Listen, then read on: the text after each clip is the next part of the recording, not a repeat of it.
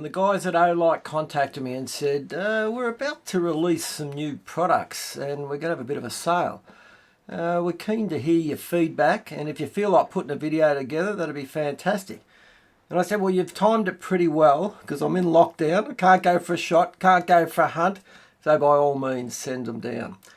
So one product really caught my eye, and the reason is I thought, I want to be able to compare it to the game changer for me. And this is my old, and I say old because I've had it for about 3 or 4 years now, my Olight Javelot, the original. This was a light that virtually transformed everything for me, as in I went away from wide spotlights, wide into a vehicle, wide into my quad, and this now really is what I measure everything else against. And it's been a fantastic light and served me well.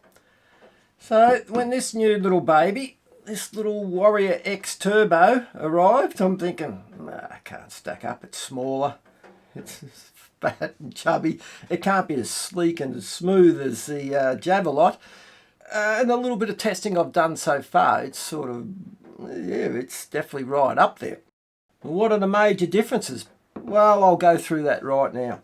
First of all, why is it smaller? Well, it runs one battery, but it doesn't run an 18650 battery. It runs one of the new 21700 batteries, which are 5000 milliamp hour in this case, compared to 3500 milliamp hour.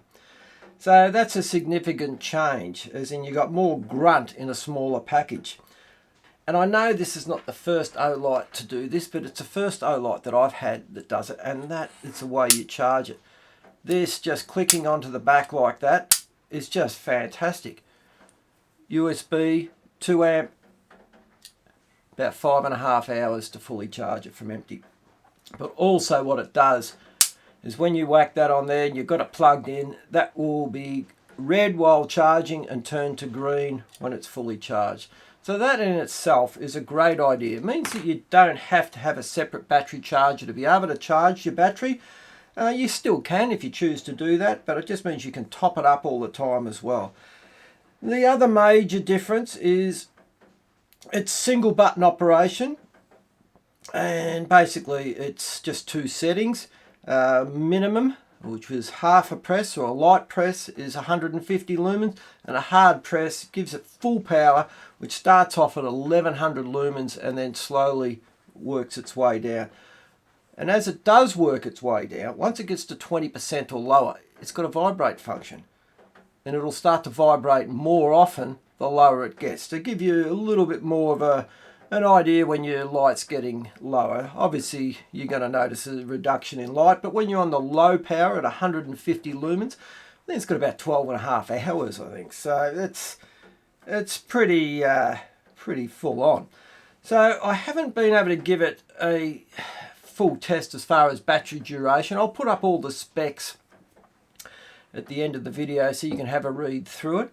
But what I have been able to test is the 2 lights just basically against each other to see how much divergence you get between the lights. Very, very similar. And it's one thing I will talk about. A lot of times people will look at how many lumens the light is and they'll think, I'm getting a 2000 lumen light, it's going to be a better thrower. Well, not necessarily the case. And what I've found with the Olight Javelot, 1000, 1100 lumens, whatever they are, they get the light down range very, very well. Now this at 1100 lumens, very similar divergence. Again, not a lot of testing at this stage. The biggest thing that I would notice is the little turbo is more of a whiter light, probably what I'd class towards a HID colour, where the Javelot's starting to get a little bit yellowy. Maybe it's just had a lot of use, maybe it's just changing colour, maybe it's transforming back to a halogen, I don't know. It's still a great light, but that's the first thing I noticed. Yeah, so what comes with the package? You've obviously got your torch. You've obviously got a nice box that it comes with. You've got your charging lead that I spoke about, which I think is a real great idea. You get one battery. You get a holster. You have a wrist lanyard, if you so desire. You have the option of changing this here. You have your instructions, which tell you everything you need to know. There's not a lot. It's a torch. We don't need to complicate it too much. You can buy some optional extras. I have one of them here, the magnetic rifle mount, which I believe they may have changed. I'm not 100% sure on this. I believe they only had 2 magnets originally, and now they've got an adjustable 3rd magnet to sort of lock it in even a bit better. And one thing I should have mentioned is if you choose to put the remote switch, the cable switch, it just clips on the back and locks on, which again is a very simple idea.